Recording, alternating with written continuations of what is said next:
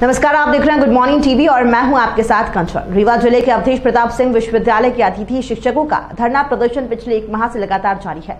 इनकी मांग है कि हमें पिछले 7 माह से मानदेय नहीं दिया गया, घर का खर्च चलाना मुश्किल हो रहा है, किराए के मकान में रह रहे हैं, मानदेय न मिलने की वजह से मकान का किराया नहीं दे पाया, जिसकी वजह से मकान मालिक घर खाली करा रहे हैं। अतिथि शिक्षकों को राज्य सरकार द्वारा 1500 रुपए प्रति कार्य दिवस निर्धारित है, मगर 1200 रुपए प्रति कार्य दिवस ही दिया जा रहा है। हमें न्याय दिलाया जाए। अगर हमारी मांगों को जल्द से जल्द नहीं माना गया तो अतिथि शिक्षक सड़कों पर भी उतरने के लिए बाध्य हो जाएंगे। वहीं इस संबंध में मीडिया के पूछे जाने पर प्रभारी कुलपति एनपी पाठक ने बताया कि अतिथि शिक्षकों की मांगों पर गंभीरता से विचार किया जा रहा है।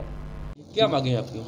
जी, हम लोगों का ये धरना दिनांक 2 दिसंबर से प्रारंभ हो गया है। तो कल तक वो धरने के स्वरूप में था। आज से हम लोगों ने उसको परिवर्तित करके भूख हड़ताल, क्रमिक भूख हड़ताल में कर दिया है।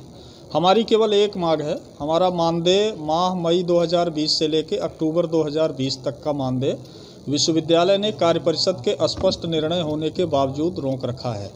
तो हम लोगों की ये मांग है कि हमारा ये मानदेय तत्काल ये प्रदान करें और जिस दिन मानदेय मिल जाएगा उस दिन हम लोगों का ये आंदोलन समाप्त होगा। लेकिन जब तक मानदेय नहीं मिलेगा तो आश्वासन पर केवल अब ये धरना या भूख हड़ताल हमारा समाप्त होने वाला नहीं है।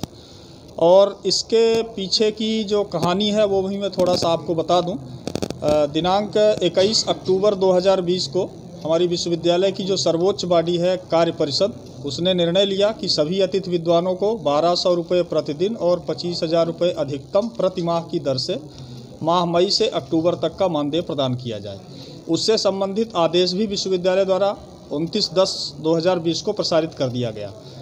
लेकिन उसके बाद हम लोगों को ये बताया गया कि हमारे जो वित्त नियंत्रक हैं विश्वविद्यालय के, वो अवकाश पर चले गए हैं, मेडिकल अवकाश पर हैं, उनका स्वास्थ्य खराब है, इसलिए उनको आने दीजिए, उनके आने के बाद हम आप लोगों के मानदेय का भुगतान कर देंगे। तो दीपावली के बाद वो 7 दिसंबर को अवकाश से वापस आते हैं और 8 दिसंबर को ही वो जो नस्ती हम लोगों की नोट शीट चल रही थी उसमें लगभग 3 पेज की आपत्ति वो लिखते हैं कि ये विश्वविद्यालय की जो कार्य परिषद है इसको अतिथि विद्वानों का मानदेय प्रदान करने का कोई अधिकार ही नहीं है। मतलब एक प्रकार से उन्होंने विश्वविद्यालय की सर्वोच्च बॉडी को चैलेंज किया है।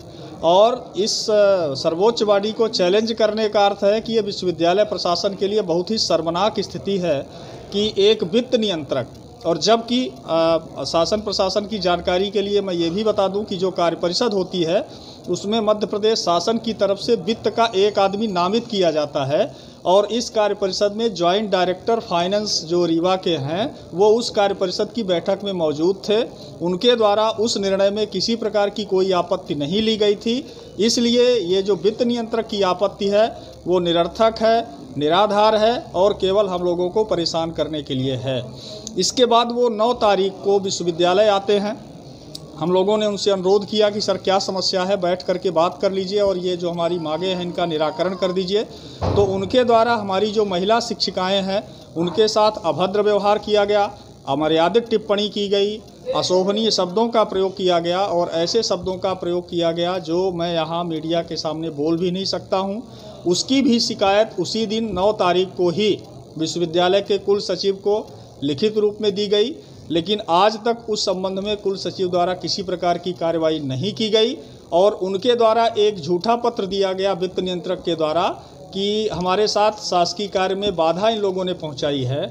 जब वो किसी शासकीय कार्य में थे ही नहीं तो किस शासकीय कार्य में बाधा हुई ये समझ से परे है। लेकिन उस पत्र को कुल सचिव द्वारा तुरंत विश्वविद्यालय थाने को फॉरवर्ड किया गया और महिला शिक्षिकाओं के साथ जो अभद्रता हुई थी उस पत्र को दबाकर रखा गया। इसका मतलब कि विश्वविद्यालय प्रशासन भी कहीं न कहीं वित्त नियंत्रक के साथ मिल करके और हम लोगों के साथ अमानवीय व्यवहार कर रहा है। इन सारी बातों से क्षुब्ध होकर के हम लोग धरने पर बैठे थे और अब ऐसा लगता है कि केवल धरने से काम नहीं चलेगा। तो हम लोग अभी क्रमिक भूख हड़ताल पर हैं और अगले सप्ताह तक, इस सप्ताह तक अगर हमारी मांग नहीं पूरी होती तो अगले सप्ताह से हम लोग आमरण अनशन पर बैठ जाएंगे और इसकी जो भी जिम्मेदारी होगी उसके लिए विश्वविद्यालय प्रशासन, रीवा का शासन प्रशासन और मध्य प्रदेश का शासन प्रशासन जिम्मेदार होगा। सर, अतिथि विद्वान मानदेय न मिलने से पिछले 1 महीनों से अनशन पर थे, आप सबकी भूख हड़ताल जारी है, ऐसा क्यों सर? ऐसा इसलिए कि ये जो कोविड-19 की परिस्थितियां थी, इन्होंने न केवल इनको अपितु पूरे विश्वविद्यालय प्रशासन को काफ़ी प्रभावी ढंग से विपरीत रूप से प्रभावित किया। और उसका कारण ये था कि हमारा सत्र जो पीछे साल 19-20 शुरू हुआ था उसमें सब कुछ अच्छा चल रहा था। कोविड के कारण लॉकडाउन हुआ, लॉकडाउन के कारण हमारी कक्षा और अध्ययन अध्यापन की जो मेथड्स हैं वो चेंज हुई। उसके बाद सरकार की नीतियों में मार्गदर्शन आने पर हम लोग उस मार्गदर्शन के समय समय पर आने के कारण एक सिलसिलेवार उसकी कोई नीति नहीं बना पाए। और जब हमने नीति बनाई तो थोड़ा विलम्ब सही, लेकिन इसके बाद इनका पेमेंट मई से पूर्व का मार्च का संयुक्त रूप से और अप्रैल का पूरी तरह से दिया गया।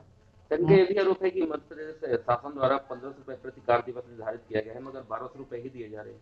वो हमारी इनकी जो सेवा शर्तें हैं इनके नियुक्ति पत्र में उसके अनुरूप जो राशि थी कार्य परिषद ने उसी राशि का निर्णय लिया। इसलिए कार्य परिषद का निर्णय सिरोधार्य करते हुए हमने शासन के लिए नहीं अपितु विश्वविद्यालय के बनाई हुई पूर्व की इनकी सेवा शर्तों के आधार पर उसको लिया। सर, कोरोना काल 7 माह के दौरान कभी मानदेय मांग रहे हैं सर, इस पर क्या कहेंगे? ये जो मानदेय मांग रहे हैं उस पर कार्य परिषद ने अपने प्रथम निर्णय में उस मानदेय को स्वीकार करते हुए एक निर्णय लिया था, किंतु उस निर्णय के 1-2 बिंदुओं को लेकर कतिपय आपत्तियां और आक्षेप वित्त विभाग की आई, जिन पर पुनर्विचार की आवश्यकता प्रतीत हो रही है। तो हम लोगों ने अभी पूर्व बैठक में उसको निर्णित करने की कोशिश की, लेकिन आपातिक बैठक में। इस खबर में फिलहाल इतना ही। और भी खबरों के अपडेट्स के लिए आप निरंतर बने रहिए गुड मॉर्निंग टीवी के साथ। नमस्कार।